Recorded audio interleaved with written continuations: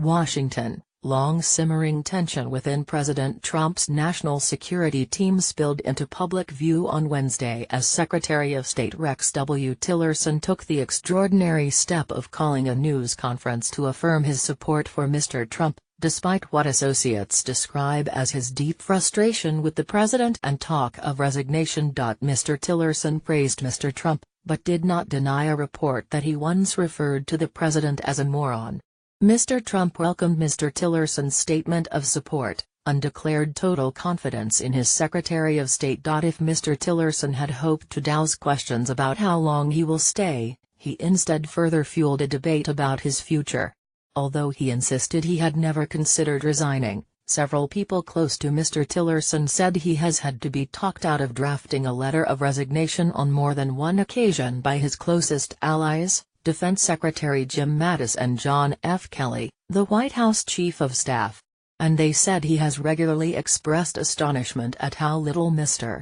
Trump understands the basics of foreign policy. A former chief executive of ExxonMobil, Mr. Tillerson has never found his place as a subordinate to the hard-charging, unpredictable president.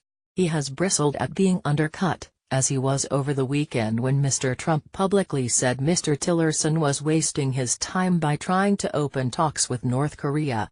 At the same time, Mr. Tillerson has alienated lawmakers, foreign policy veterans and the news media while demoralizing the State Department, and critics inside and outside the White House consider his troubles self-inflicted. The president initially viewed Mr. Tillerson as a granite-jawed cabinet secretary, who fit his requirement that top advisors look as if they came out of central casting, as he has put it. Mr. Trump regularly boasted about hiring the head of the world's largest corporation, and in the presence of a profoundly uncomfortable Mr. Tillerson, whom the president for months referred to as Mr. Exxon. But the deliberate, slow-talking oil executive has little personal chemistry with the quick-talking, impulsive Mr. Trump. Mr. Tillerson has avoided expressing his pique to the president.